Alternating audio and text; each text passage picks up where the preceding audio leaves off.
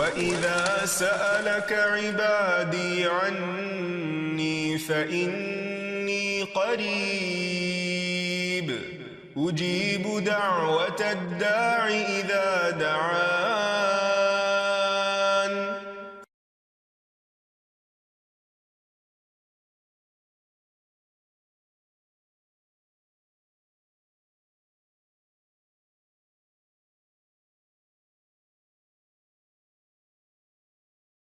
نحمده ونصلي على رسوله الكريم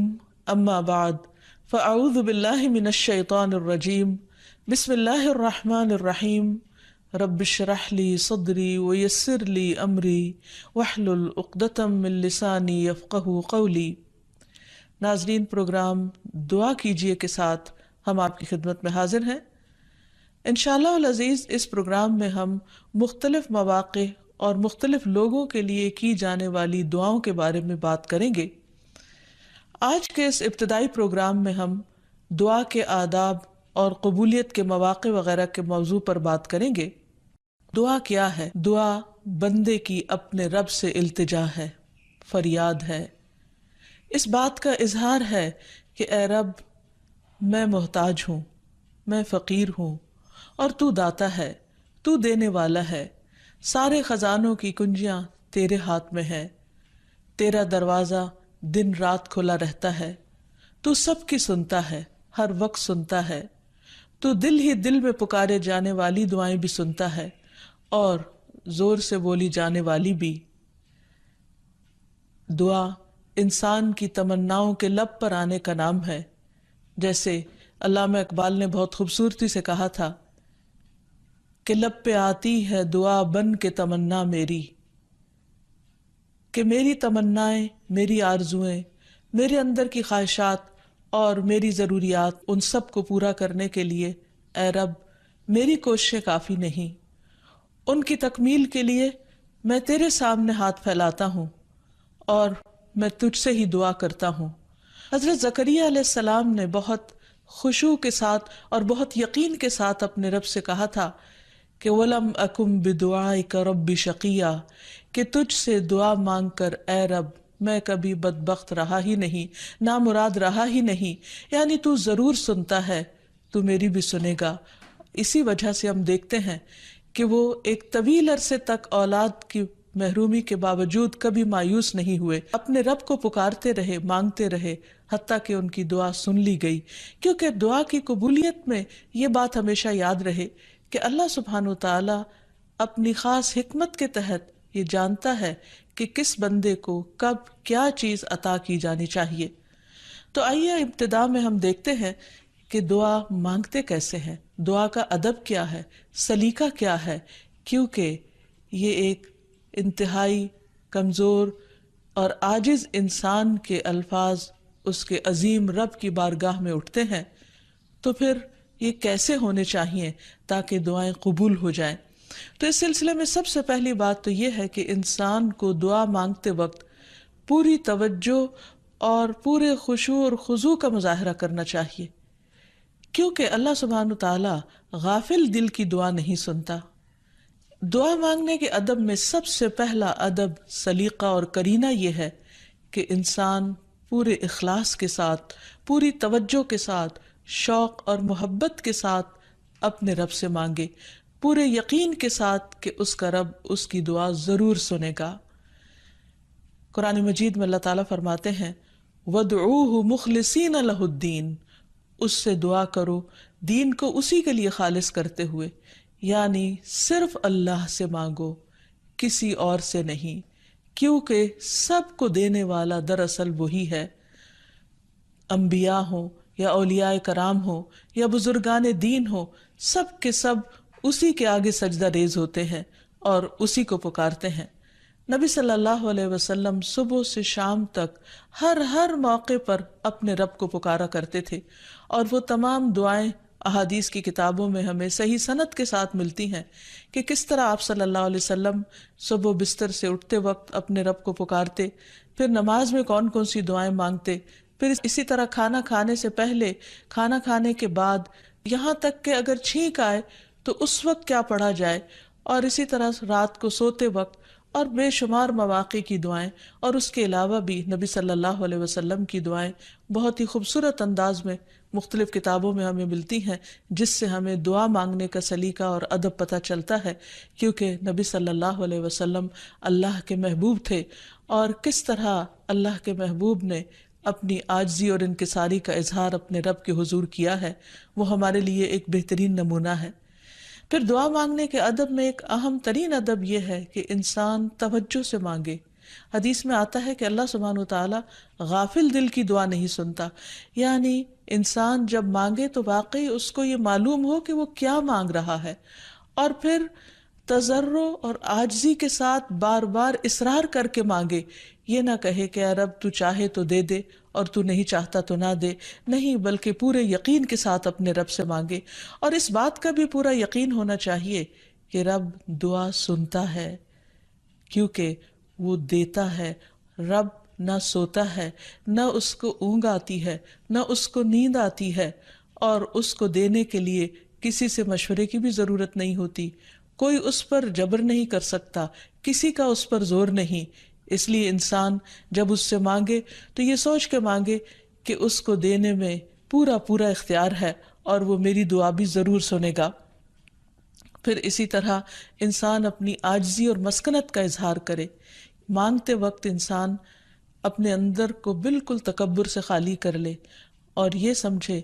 کہ میں ایک انتہائی حقیر چیز ہوں اور میرا رب عظیم خالق ہے، پوری کائنات کا مالک ہے، اور میں اسی کے آگے ہاتھ پھیلا رہا ہوں، جو میرے اٹھے ہوئے ہاتھوں کو کبھی خالی نہیں لوٹائے گا، اور اس کو دینے سے محبت ہے، وہ دے کر خوش ہوتا ہے اور دعا کرنے والے سے محبت رکھتا ہے،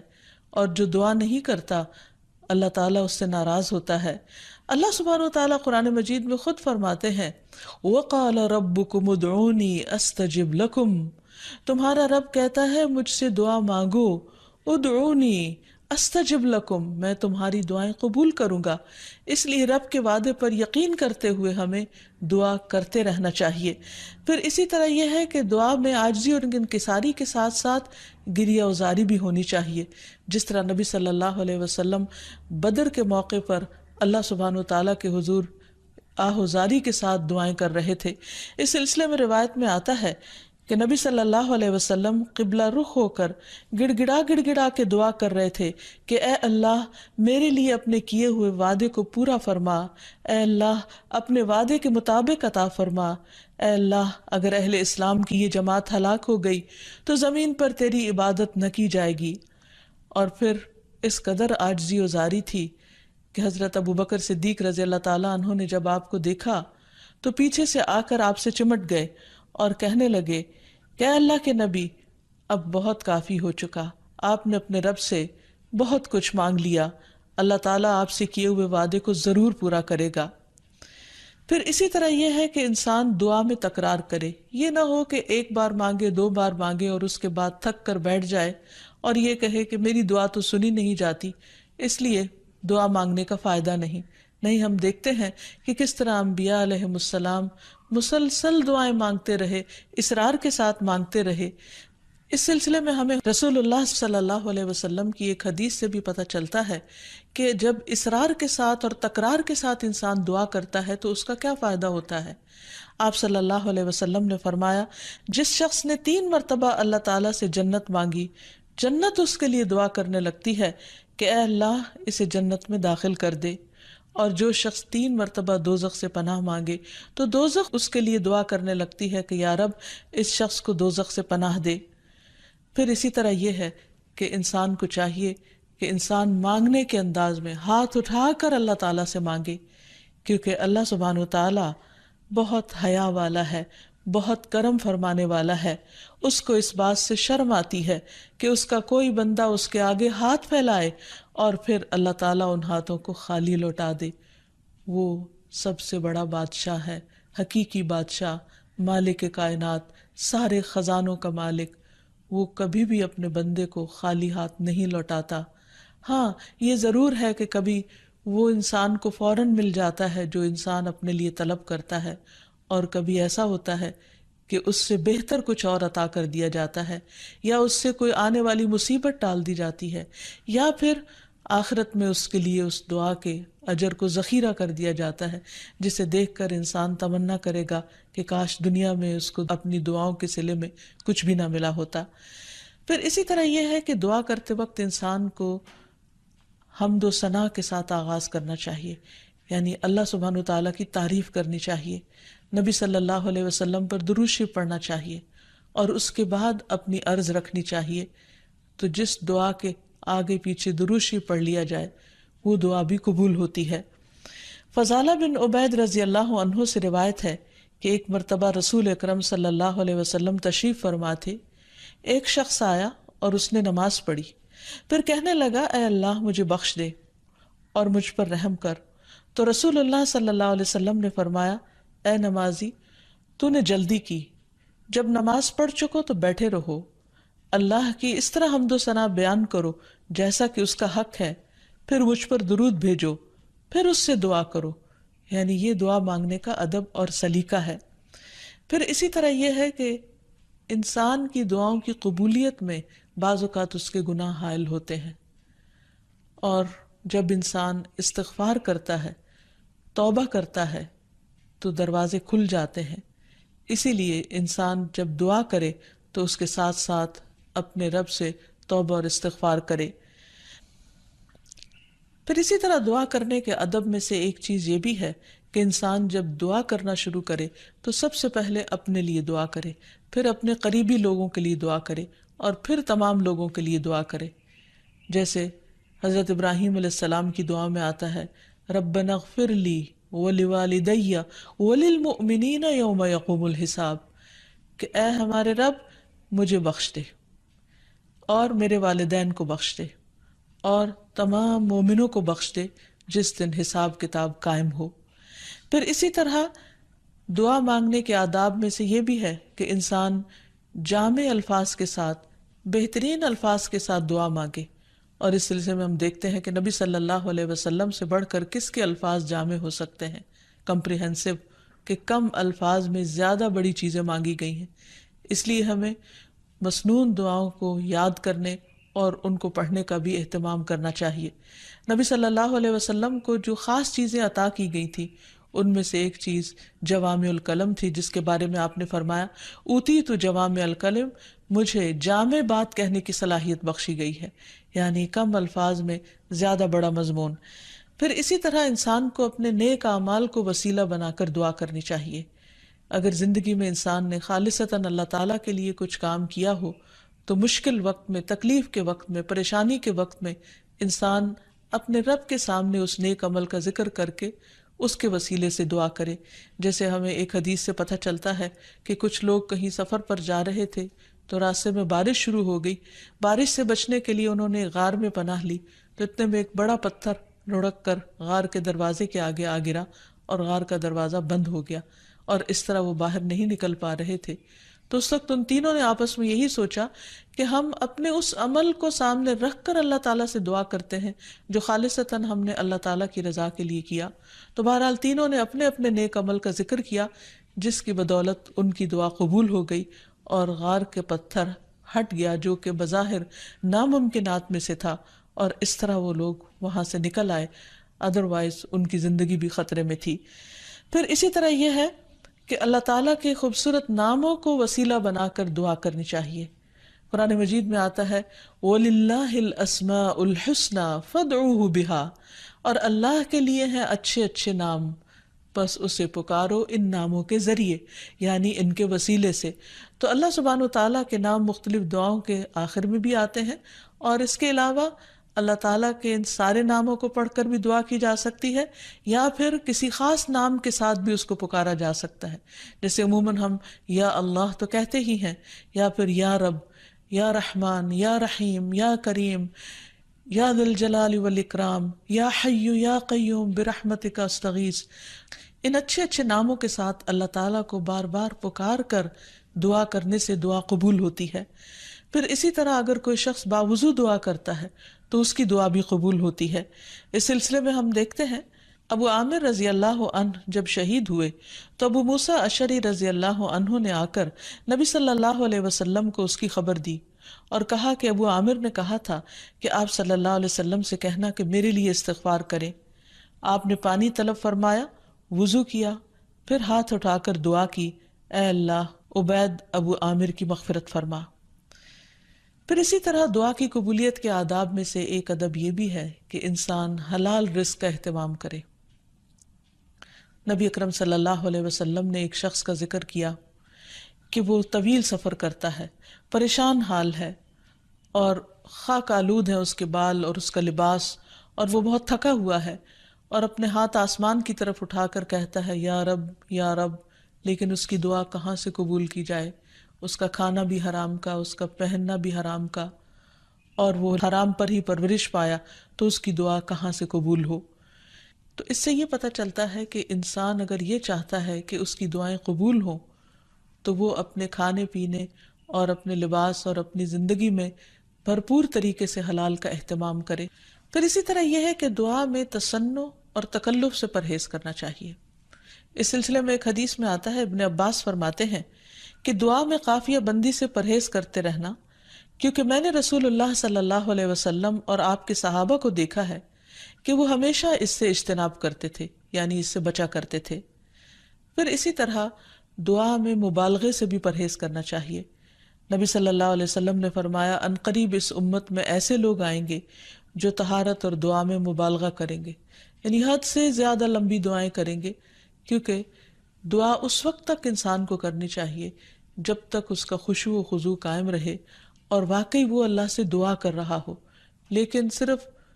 لمبی دعا اس لیے کہ شاید بہت زیادہ لمبی دعا کرنے سے زیادہ قبولیت ہوگی، تو اصل چیز کوالٹی ہے۔ بعض اوقات انسان صرف ایک جملہ بولتا ہے لیکن اتنے درد کے ساتھ، اتنے احساس کے ساتھ، اتنی شدت کے ساتھ کہ وہی کافی ہو جاتا ہے۔ جیسے یونس علیہ السلام نے مچھلی کے پیٹ میں پکارا تھا، لا الہ الا انت سبحانک انی کنت من الظالمین، کہ لا الہ الا انت، نہیں کوئی الہ مگر تو ہی، سبحانک تو پاک ہے، انی کنت من الظالمین بے شک میں ظالموں میں سے ہوں، میں گناہ گاروں میں سے ہوں۔ تو ان کی دعا فوراً سن لی گئی، قبول کر لی گئی۔ پھر اسی طرح کچھ اوقات اور مقامات ایسے ہیں کہ جہاں انسان کی دعا قبول ہوتی ہے، مثلاً رات کے آخری حصے میں دعائیں بہت قبول ہوتی ہیں۔ حدیث میں آتا ہے رسول اللہ صلی اللہ علیہ وسلم نے فرمایا ہمارا رب تبارک و تعالی ہر رات کو اس وقت آسمان دنیا پر آتا ہے جب رات کا آخری تہائی حصہ رہ جاتا ہے، وہ کہتا ہے کوئی مجھ سے دعا کرنے والا ہے کہ میں اس کی دعا قبول کر لوں؟ کوئی مجھ سے مانگنے والا ہے کہ میں اسے عطا کر دوں؟ کوئی مجھ سے بخشش طلب کرنے والا ہے کہ میں اسے بخش دوں؟ یعنی اگر کوئی اس وقت مجھ سے دعا کرے گا تو میں ضرور اس کی دعا قبول کر لوں گا۔ لیکن عموماً رات کے آخری حصے میں انسان گہری نیند میں چلا جاتا ہے اور یہ قبولیت کا وقت اس سے کھو جاتا ہے۔ تو اس خصوصی طور پر اگر انسان کی زندگی میں کوئی پریشانی ہو یا کچھ چیزوں کے بارے میں وہ واقعی سنجیدہ ہو کہ وہ اسے ملنی چاہیے دنیا اور آخرت کی کامیابیوں میں سے، بھلائیوں اور خیر میں سے، تو اس کو چاہیے کہ اس وقت میں دعا کا اہتمام کرے۔ نبی صلی اللہ علیہ وسلم نے یہ بھی فرمایا کہ تمام اوقات سے زیادہ بندہ پچھلی رات میں اپنے رب کے قریب ہوتا ہے، پس اگر تم سے ہو سکے تو تم اس گھڑی میں اللہ کو یاد کرنے والوں میں سے بن جاؤ تو ضرور بن جاؤ۔ پھر اسی طرح آذان کے بعد اور اقامت سے پہلے دعا قبول ہوتی ہے، یعنی مؤذن جب آذان دے رہا ہو تو جو الفاظ وہ دہرا رہا ہو ان کو دہراتے جانا چاہیے، سوائے حی علی الصلاح اور حی علی الفلاح کے، کہ اس کے جواب میں لا حول ولا قوت الا باللہ پڑھنا چاہیے۔ اور جب مؤذن آذان کہہ چکے تو آذان کے بعد کی دعا پڑھ کے، درود شریف پڑھ کر، جو بھی انسان کے دل میں حاجت ہو وہ اپنے رب کے سامنے رکھے، تو وہ دعا کے قبولیت کا وقت ہوتا ہے۔ اس وقت آسمان کے دروازے کھلتے ہیں، تو اس وقت انسان کو یہ وقت ضائع نہیں کرنا چاہیے، اور چھوٹی چھوٹی چیزیں بھی اپنے رب سے مانگتے چلے جانا چاہیے تاکہ انسان کسی انسان کا محتاج نہ ہو۔ پھر اسی طرح سجدہ میں انسان اپنے رب کے بہت قریب ہوتا ہے، اس وقت دعائیں خوب سنی جاتی ہیں، تو خوب انسان کو پکارنا چاہیے۔ فرض نماز کے بعد دعا قبول ہوتی ہے، تو فرض نماز کے بعد آیت الکرسی پڑھنا اور دعا مانگنا انسان کے فائدے میں ہے، بجائے اس کے کہ انسان فوراً مصلی سے اٹھ جائے یا ادھر ادھر کی باتیں شروع کر دے۔ پھر اسی طرح جمعے کے دن ایک خاص گھڑی ہوتی ہے جس میں انسان کی دعا قبول ہوتی ہے، اور اس کے بارے میں ایک روایت میں آتا ہے کہ وہ جمعے کے دن کی آخری گھڑی ہوتی ہے۔ تو بہرحال جمعے کے دن خصوصی طور پر دعاؤں کے مانگنے کا اہتمام کرنا چاہیے۔ پھر اسی طرح ماہ رمضان میں ہر دن اور رات میں ایک گھڑی ایسی ہوتی ہے کہ جس میں دعا قبول ہوتی ہے، اس وقت بھی زیادہ سے زیادہ دعائیں مانگنی چاہیے۔ عرفہ کے دن اللہ سبحانہ وتعالیٰ سب سے زیادہ لوگوں کو جہنم کی آگ سے آزاد کرتا ہے، تو اس دن وہاں کے لوگ جو حج پر گئے ہیں وہ تو دعائیں مانگتے ہی ہیں، اور جو لوگ نہیں بھی جا سکے وہ بھی اس دن کی برکت سے فائدہ اٹھاتے ہوئے خوب خوب دعائیں کریں۔ پھر اسی طرح بارش ہوتے وقت بھی دعا قبول ہوتی ہے، پھر زمزم پیتے وقت دعائیں قبول ہوتی ہیں، قرآن مجید کی تلاوت کے بعد دعا قبول ہوتی ہے، تو انسان کو ان مواقع سے خوب خوب فائدہ اٹھانا چاہیے۔ پھر اسی طرح مریض اور میت کے پاس جو دعائیں کی جاتی ہیں وہ بھی قبول ہوتی ہیں۔ اور آخر میں یہ کہ رسول اللہ صلی اللہ علیہ وسلم نے بعض ایسے کلمات بتائے ہیں کہ جن کے ساتھ اگر اللہ تعالیٰ کو پکارا جائے تو انسان کی دعا قبول ہوتی ہے، اور وہ ہیں اللهم إني أسألك يا الله الأحد الصمد الذي لم يلد ولم يولد ولم يكن له كفوا أحد أن تغفر لي ذنوبي إنك أنت الغفور الرحيم۔ اے اللہ بے شک میں تجھ سے سوال کرتا ہوں، اے اللہ جو اکیلا ہے، بے نیاز ہے، ایسی ذات ہے جس نے کسی کو جنم نہیں دیا اور نہ ہی وہ جنم دیا گیا اور نہ ہی اس کا کوئی ہمسر ہے، یہ کہ تو میرے لیے میرے گناہوں کو بخش دے، بے شک تو بہت بخشنے والا نہایت مہربان ہے۔ تو نبی صلی اللہ علیہ وسلم نے اس شخص کے بارے میں جو یہ دعا پڑھ رہا تھا، آپ نے 3 بار فرمایا کہ اس کو بخش دیا گیا، اس کو بخش دیا گیا، اس کو بخش دیا گیا، کیونکہ اس نے اللہ سبحانہ وتعالیٰ کی ان صفات کے ساتھ، ان ناموں کے ساتھ اللہ تعالیٰ سے دعا کی تھی۔ تو اللہ تعالیٰ سے دعا ہے کہ وہ ہماری دعاؤں کو بھی سن لے اور ہمیں قبولیت کے اوقات سے بھرپور فائدہ اٹھانے کی توفیق دے، اور ہمیں دعائیں مانگنے کے آداب سکھا دے۔ وآخر دعوانا ان الحمد للہ رب العالمین۔